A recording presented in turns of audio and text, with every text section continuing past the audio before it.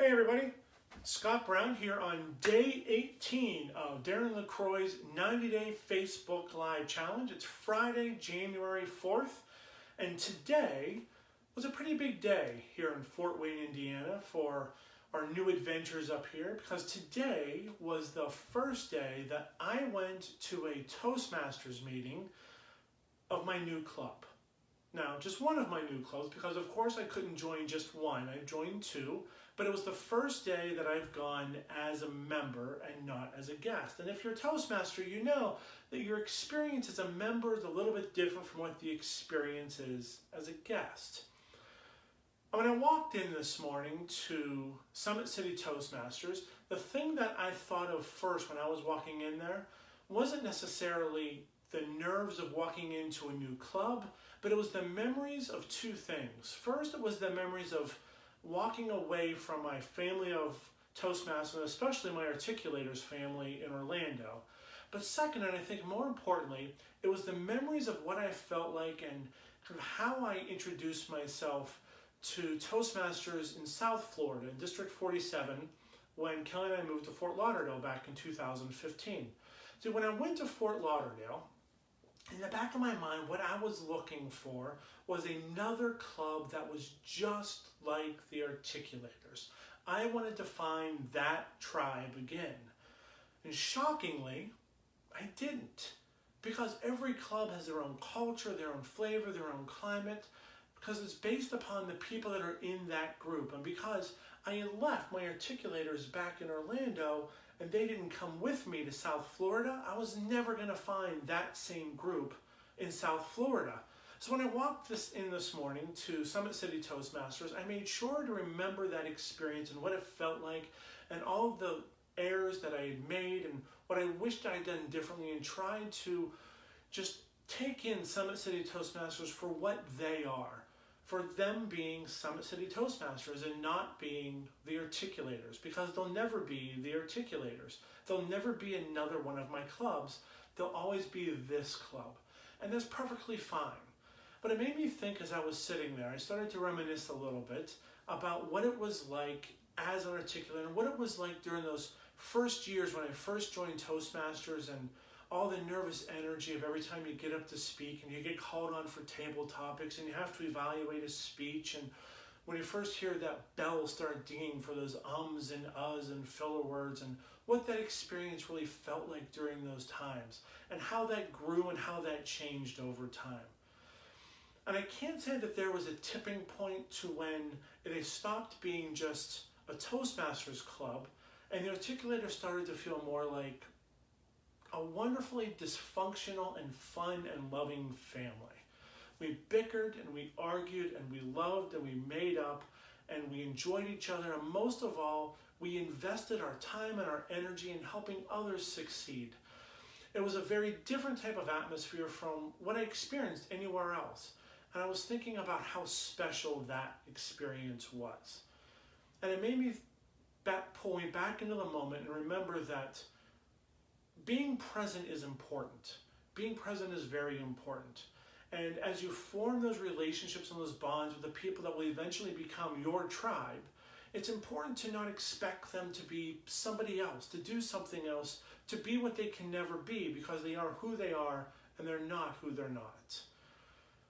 So I thought back a little bit and started to play back in my mind those last couple of days of when I was an Articulator before I left, which Michelle Detlef, as she so eloquently said today, hashtag always an Articulator, I will always be an Articulator. But what I remember, one of the things that I think about every day when I walk into this office is this little folder, this little, I don't even know what you call it, this holder of Altamont Springs. Because my friends and Articulators, led by Jeremy Udell and most importantly Sir Thomas Blake, went to the Altamont City Chamber of Commerce, and on my last day they presented me with a proclamation to say, we really appreciate you and thank you for everything you've done.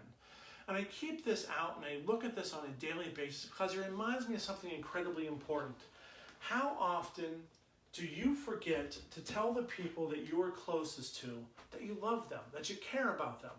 Like I see Alex Fitz just joined, who's my best friend from the time that we were 4 years old, fighting over a Barbie doll behind Mrs. Katz's refrigerator.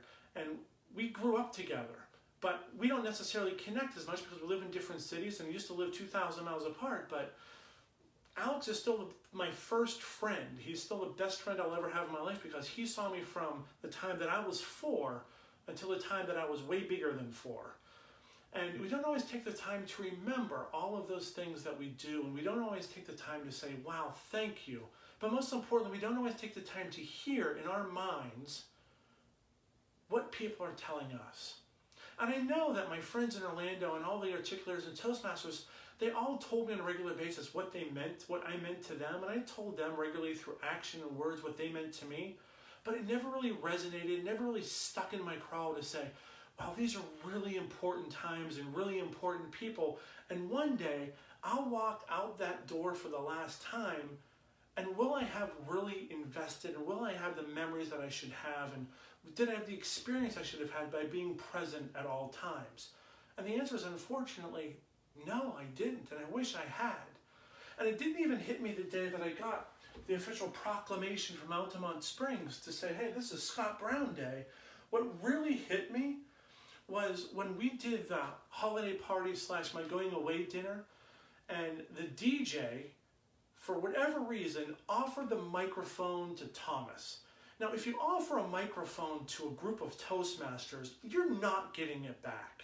And what happened was he started this chain of reaction of just off the cuff, my memories of Scott and what Scott meant to me. And for the first time, I really heard the words and the emotion, and it sunk in that I mattered, that I really, really mattered.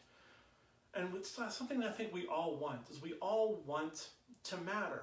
But sometimes we don't hear it ourselves, and sometimes we don't say it through our actions and through our words nearly enough to other people. But we all matter. You matter. I matter. We all matter to people. But we have to be able to listen to those words and let those words just kind of reign over us and sink in and let them resonate to help us understand how important we are to other people. Now, I saw that Dawn joined also, and I fed Dawn's cats for the better part of a decade.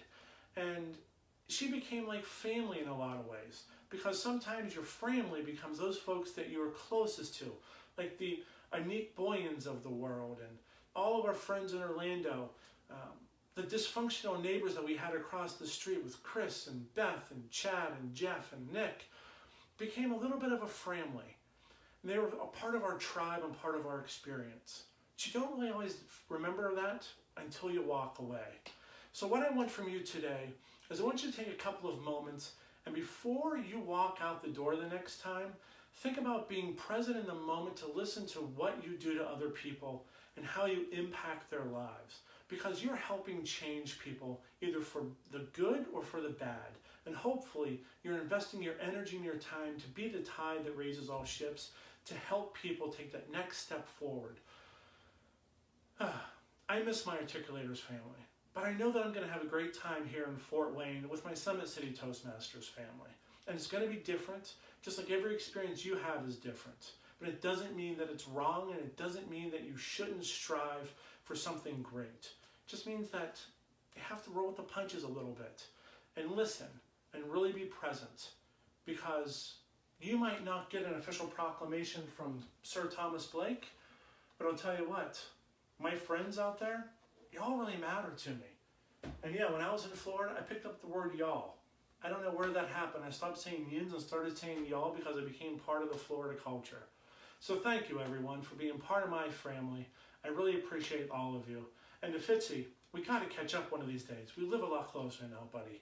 So to all of you, have a great night, and I will see you on Saturday.